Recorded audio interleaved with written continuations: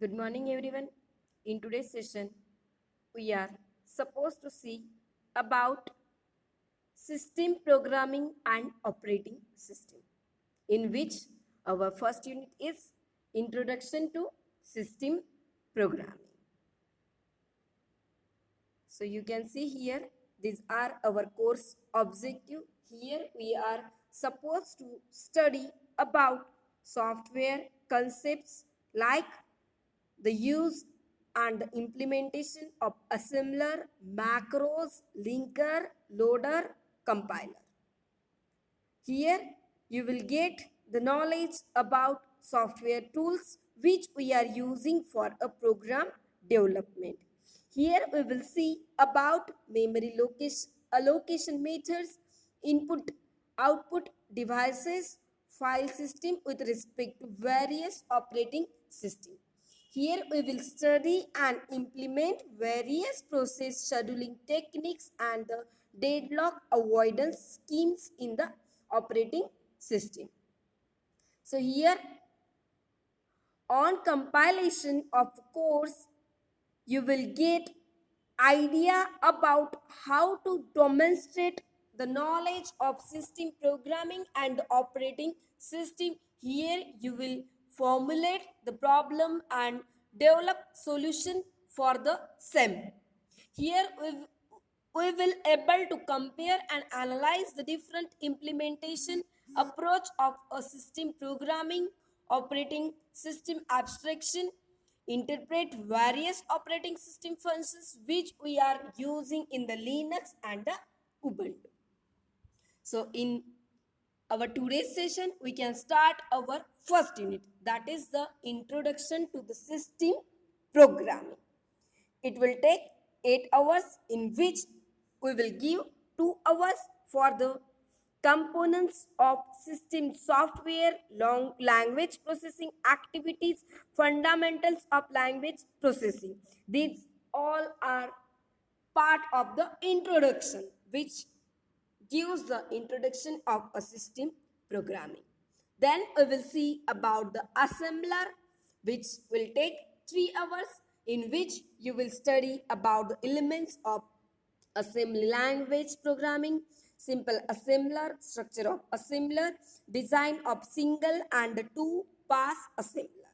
So here, after that, we are supposed to study about the macroprocessor, which will take 3 hours, and these are having like macro definition, macro expansion, nested macro call, advanced macro facilities. If you see in the book, you will get on the mentioned page number the topics. So here on our theory of first unit, you will supposed to do the practical like design of pass 1 up to pass assembler for the pseudo machine code. After that, we will see about design of the macro pass 1. So in today's lecture, we will see about basics of the system programming. So what we are saying here, language processing activity involves the translation of a program. How we are transmitting?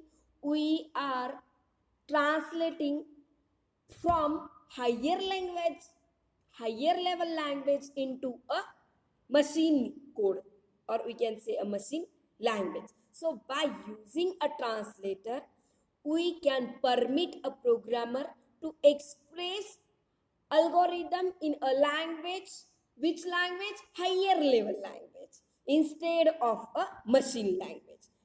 And after that, we can convert that higher level language into a machine. So here we can say system programming, it is the activity of a programming computer system software, which will distinguishes the characteristics of system programming when we will compare system programming with a application programming.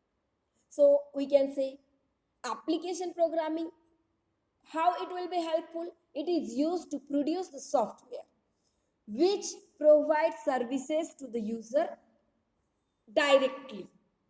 But system programming, it is used to produce the software platform which will provide services to the other software. They are giving service to the other software. You can take example like operating system, computational science, industrial automations. So we can say system programming will require a great degree of hardware awareness. Its main goal is to achieve efficient use of available resources. So software itself, it is a performance critical, or because even small efficiency improvements, it will give transformation into a significant saving of time as well as a money. So here we can say when we are using a system programming, programmer can make assumptions about the hardware. He can make assumptions about other properties of the system that program runs on, and programmer will often exploit those properties. We can take example like by using a algorithm that is known to be efficient when we are using that with the specific hardware. So we can say when we are using low programming language or a programming language, it can be used that program can operate in resource constraint environment. Program can be efficient with little runtime overhead.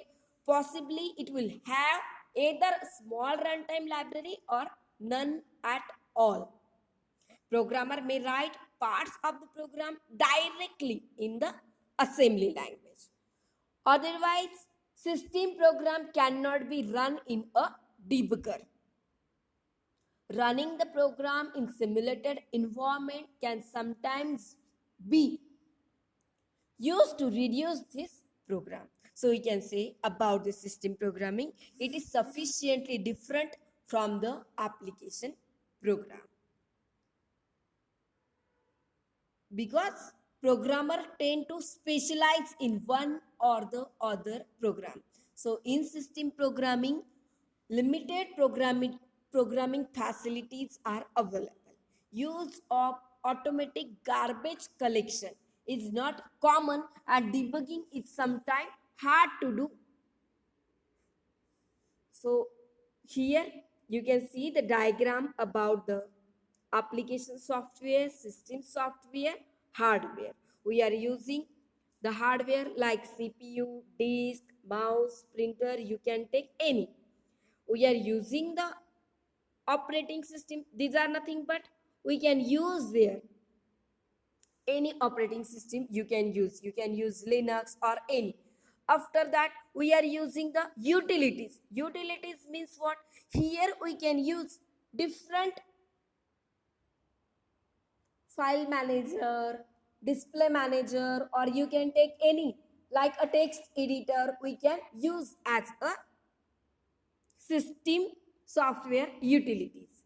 After that, you can see here in the application software, you can use any software. We are using internet browser, databases, word processor. We are using the games on the computer. We are using spreadsheets. So these all are nothing but the application software.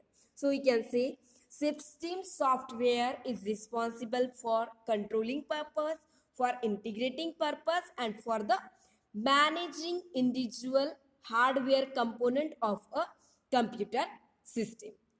So other software and the users of system see it as a functional unit without having to be concerned with the low level details such as transferring data from memory to disk or the rendering text into a display. So here the same diagram you can see about the application software, system software and the hardware. So we are saying system software will consist of operating system as well as the different utilities like text editor, management tool. We can use their networking and the device control software as a utility. So there are three different types of a software under system software. These are operating system, language and language processors, and the utility. So here you can see about application software. When user is doing any work, at that time you can see it will be related with the application software, operating system, and the system software, which is we can connect to the hardware. So we can say system software, it is the interface or a buffer in between application software and a hardware. You can see it is the interface, ये दोनों के middle है. So we can say it can be used as an interface between hardware and a application software. It will be used to control the computer hardware. It can act as interface with the application program. So here we can see about the basics which we are supposed to see in the basics of system programming. So system programming, it is the activity of a coding. So we can say the system programming, it will require higher degree of hardware awareness because it is the interface between the application programming and a hardware. So we can say it will require higher degree of hardware awareness. And system software, it will consist of different components like assembler, compiler, interpreter, editor, loader, macro processor, operating system, etc. We will see all these components. So firstly, we can see here about the assembler. Here, input is the assembly language program and output of the assembler, that will be the object program, plus information that enables the loader to prepare the object program for execution. So we can say assembler, it will convert assembly language that it will given into a object program which we can use for the execution. After that, we are using a compiler. It is a program that accepts source program which we are writing in the higher level language. So it will convert that into a corresponding object code. After that, we are using a loader. Loader means what? It is a routine that will load the object program. It will prepare it for the execution. Now we are having the object code. So what will do? Loader will prepare that object program for execution. A loader load and relocates and links the object program. So here now we can use the macro processor. It is a program that substitutes and specializes for the macro definitions for the sequence of a code, and it can be substitute and specializes for the macro calls. It means what? Name of the code. And for the operating system, we can say it will allocate resources, services such as memory, processor, device and the information. So accordingly, operating system will include program to manage these resources such as traffic controller, scheduler, memory management module, input-output programs and the file system.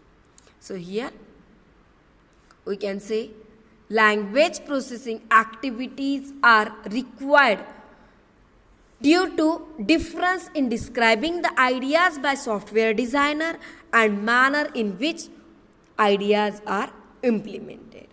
So here we can say in application domain, designer will express his ideas in terms of application domain of a software. And in execution domain, this description will be related with the execution. So we can say execution domain will implement ideas, their description that will be interpreted in the terms related to the execution domain in the computer system. Semantic gap, you can see here, it is the difference between application and the execution domain. So what we can say about the semantic?